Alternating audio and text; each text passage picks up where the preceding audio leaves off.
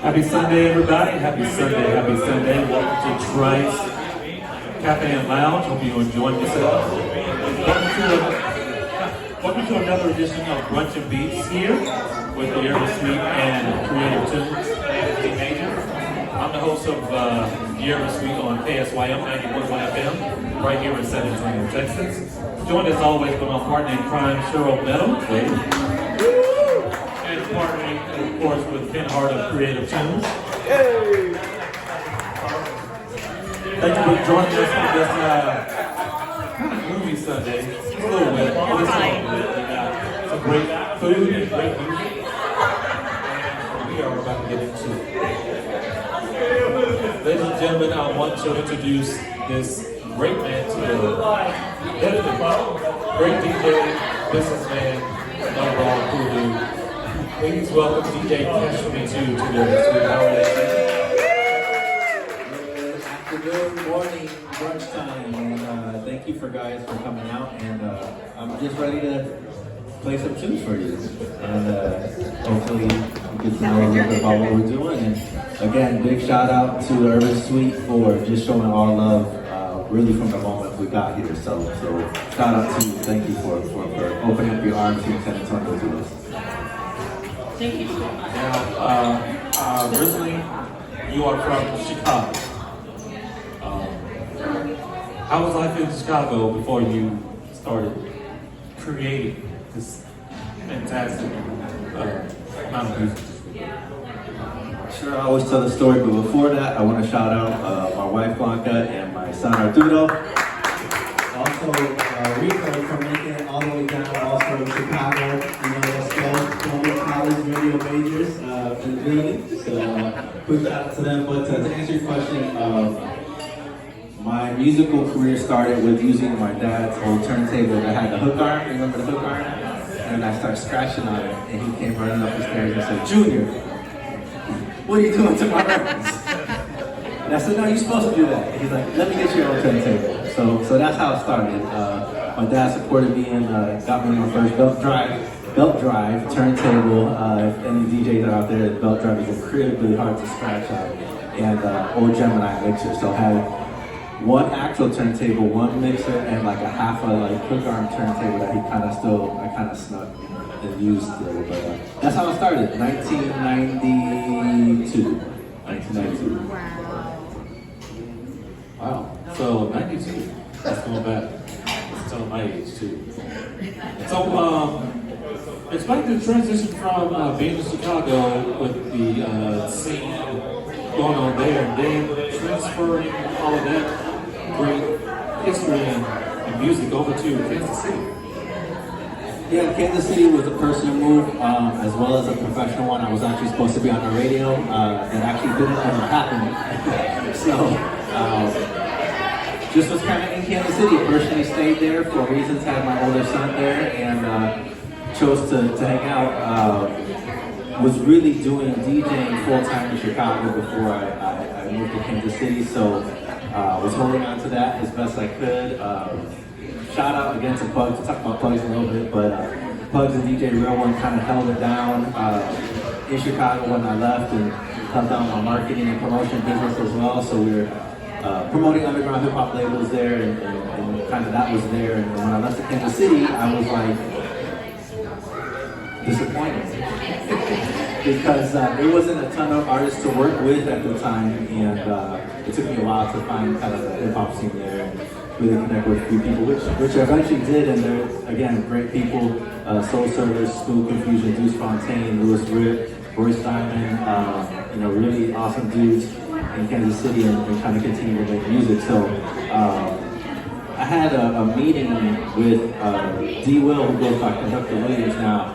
He's done some things with Tyler the Creator and that crew and Griselda Records and stuff. And I was in his house, and he said to me, keep making music. Do it for you, because obviously you're passionate about it, and your creativity shows. And don't worry about if one person buys it or a million people buy it. You got to do it for you. So that was like a really good piece of advice in Kansas City, even though I was kind of not fully engaged and not really DJing anymore. At yeah, that's good advice. I'm gonna keep doing it for me because it's important, and that creativity is important, and showing love is important, and working with people in collaboration is important. It's what we're built for as humans. So, you know, just love to continue to do that and continue to put music out on Hit Knock Records, and like I said, collaborate with the team and keep it creative. So before we get into the formation of the record, you had mentioned the connection between yourself, Pugs Adams, DJ Real. How did that begin? Yeah, you know, I met Real One in college. The story goes, we had radio shows, and I wish he was here to also comment on this story, because when I went to his radio show, I was like, hey, we should do it together. And he kind of looked at me like, who are you? I don't know this dude. Why are you trying to infringe on my radio show? I kind of worked so hard for it. And I said, no, we don't. We can do it together. And it took him a while to kind of come around. And like I said, he was also helping Rico out, you know, at Columbia College 80.1. I did WCRX, so shout out to them. And when he finally understood I wasn't trying to take his spot, then he was like, oh yeah, he's okay. And I would like to say we're the first hip-hop DJs in Chicago to do 4 turntables live on a weekly basis. So we did 4 turntables live on vinyl, and it was like terrible at first. Lots of missed blends and scratching, but again, just love my brother DJ Real One, and it's been a 20-year thing, and like I said, that's how it all kind of kicked off. Did I answer your question? That was a very long-winded answer. Oh, Pugs. So Pugs, we're all part of that underground hip-hop scene in Chicago at the time. Again, mid to late 90s, actual mixtapes, and just trying to like prove ourselves, really, you know. So just as a scene, we all met as a scene. Pugs was very collaborative as well. So I will say that Chicago has a very bad but true reputation of like hating on each other. So we were kind of the first people to like start working together, and that's how Pugs came in. Recorded the first song with him in '99, like just in an apartment with a microphone, and his crew, the Acrobats. Shout out to the Acrobats. Yeah, just again building relationships. It's all about building relationships and maintaining them. So those are the guys we just stuck together all these years. Okay, so get to the point of the formation of Hit Knock Records. Why you felt it was important, and what you guys are currently working on? Yeah, again, back to the theme of just continuing to work and to continue to put things out. I started it in 2001-ish, and it was just my projects with people I work with. And I think it was more of, again, trying to prove myself as an artist. And this sounds kind of silly, but I just wanted something I did on vinyl. Like that's kind of where it started. Like I'm like, I want to do something good enough to put on vinyl. So again, that collaboration. Brother L, who produced that piece with the Erratic Static. I actually don't have any beats on that first vinyl. That's the first project on Hit Knock Records. Erratic Static, shout out to them. And K-Solo's on it, Acrobatics on it, and like I said, Brother L did the production, and Root One did the production. So that was the beginning of Hit Knock. Still don't have any beats on vinyl at this point, but I thought, let me start a record label and see how it goes. But the very next release on vinyl was that Man of the People by Pugs, which, again, kind of a best of at the time. I do have a couple of tracks on there, but again, just wanted to put music out. Thought people would take us seriously if we had vinyl, because that was the thing at the time. If you had a record label and you put it on vinyl, you were serious. Lots of people had CDRs and burst CDs, and we did all that too, but that was a serious move. Like, you were seriously trying to put music out, especially on a hip-hop label. So that's how that started, and then kind of we just me for a while until, again, kind of linking back up a Real One. He had just only been a DJ the whole time. We were DJing together, started making beats too. So 2016 was when we kind of relaunched the record label, and it was just him and I, again, putting out beats. The digital age had come, so we could put things out on Spotify and all the different platforms. So that's kind of like where we marched on, and from there, it's been 2 or 3 different projects every year since 2016. So just lots of music that we put out. Some good, some not so good. I'm confident enough in myself to admit that. But we keep growing. We keep growing. And like I said, Real One, quick plug, has a new beat tape called Asia Connect. He's a world traveler. He's traveled all over the world. And it's a collection of beats from his travels in Asia and all the records he bought all throughout Asia. So samples, Asian records, like crazy Asian like pop songs and like stuff nobody would ever do before. And I used to give him a hard time for it because he gets stuck on the Asian flavor from there. I'm like, alright, bring it back. So he was like, I'm gonna put this whole Asian LP out right now. So that's out right now, Spotify, all platforms, check it out. It's really dope together as a collaborative effort, as a team. Individually, a little difficult to mix, but together, don't beat by. So check that out, my head not burning. How has your transition from being in Chicago, KC, how's the transition being down here in San Antonio? You also to the real ones in Houston, right? How's that transition going Well, if it wasn't for my wife and you fine folks giving me this place to like just re-engage and continue to do music, it'd probably be kind of depressing, to be honest with you. Again, going from Chicago, Kansas City, smaller scene, took me a while to kind of get into it, connect to it, find people who were good people who wanted to like work and create and like do something good, not just like I'm gonna just spit 16 bars and like I'm the first take and we should just put it out like that. Because there's a lot of people like that, and that's fine, but really trying to make good music, quality music. And like I said, that was hard from Chicago to Kansas City.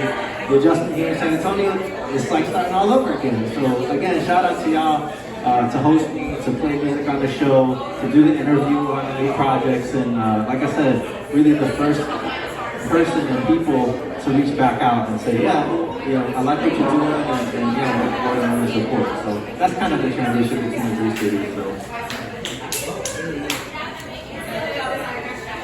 anything that we can expect from you in the near future? Because you're fantastic DJ. You've done so much. I don't need to feature more of what you're doing on our show. What can we expect from you in the future? Yeah, this will be an exclusive, and I'm gonna take the exclusive from Real One because I always love having the exclusive. So the Pugs Bookie on the South Side, the project we released earlier this year, we're gonna have it also on vinyl. So I got the test presses like last week, and that'll be available. So Bookie on the South Side, kind of bringing it all the way back around, right? Bringing it all the way back to 20 years ago when we put Man the People out on vinyl.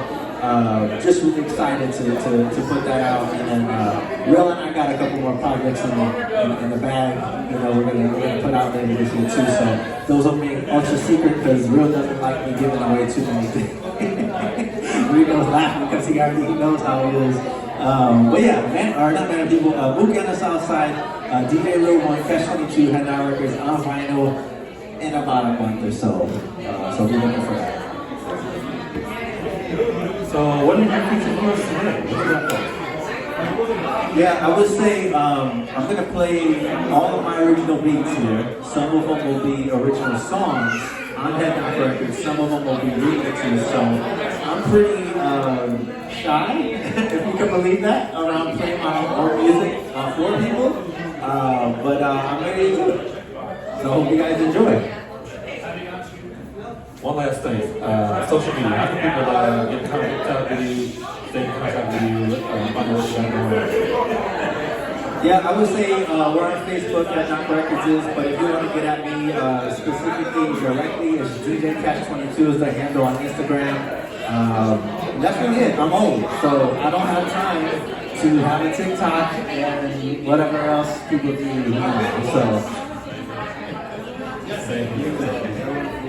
All right, if you are ready, we're about to get into this beat set from DJ Cache22, and let's go ahead and get to it. Once again, thank you for being here, taking the time out. I know you're busy, I know you got to roll out a little bit, but we appreciate your time and your effort.